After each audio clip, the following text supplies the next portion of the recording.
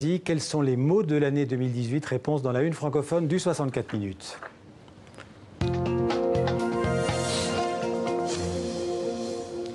Et le président du jury du mot de l'année est avec nous. Bonjour Roland Quérol. Bonjour.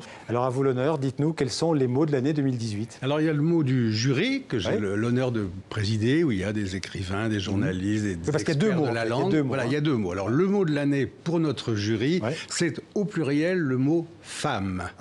Et pour les internautes qui ont voté, notamment vos téléspectateurs, près de 100 000 se sont exprimés et eux ont choisi le mot métissage. Alors, il faut dire que ces deux mots ont été choisis parmi 11 mots, si je ne me trompe pas, qui avaient été retenus par des collégiens, des lycéens du département de la Nièvre. Alors ça commence, oui, c'est ça, ça commence par un vote des collégiens du département de la Nièvre et c'est eux qui ont ajouté métissage à toutes les propositions qui avaient été faites. C'est ça, parce qu'en fait, au départ, il y en avait 10. Voilà, et métissage a du coup été ajouté et il se trouve que c'est le mot qui a été choisi par les 100 000 internautes qui ont voté. Alors je vais les citer, ces 10 mots, enfin ces 11 mots. Donc il y avait bitcoin, colère, femme au féminin, vous l'avez dit, glyphosate, au pluriel, au féminin pluriel, harcèlement, jupitérien, porc, réchauffement, ressenti, vegan et donc métissage. Oui. Un choix très, j'allais dire, qui colle à l'actu. Ben, c'était ça l'idée, c'était d'avoir des mots qui ont un rapport avec ce qui s'est passé dans les 12 mois précédents et qui résonnent avec ce qu'a été l'actualité dans les domaines, vous voyez, les plus divers. Mais pour ce qui est des délibérations du jury, c'est vrai qu'au début, il y avait un partage. Par exemple, colère avait une certaine préférence, jupitérien aussi. Jupitérien, il faut le dire, qui fait référence. Ben oui, c'est un mot nouveau. À tous ceux qui nous regardent aux quatre coins du monde, ça fait référence au président. Emmanuel Macron, voilà. C'est un mot nouveau pour le vocabulaire politique français. Et puis réchauffement aussi, qui a été défendu par certains à cause du réchauffement climatique et de ses ennuis.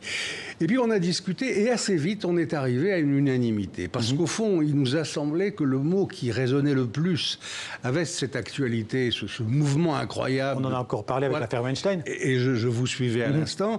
Voilà, cette espèce de libération de la parole des femmes et de leurs droits.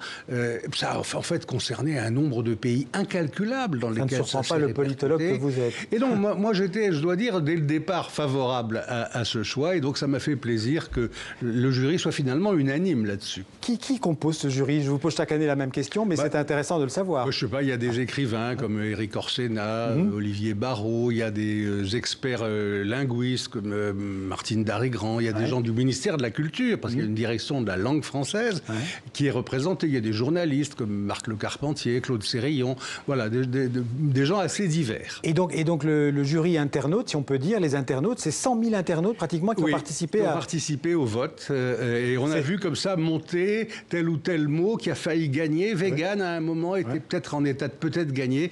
Et métissage l'a emporté. Nous n'avions pas choisi métissage parce que c'est un très beau mot. C'est un mot qui montre bien aussi ce qu'est la France. On sort dans la rue et on voit que la France a changé grâce au métissage. La France est colorée.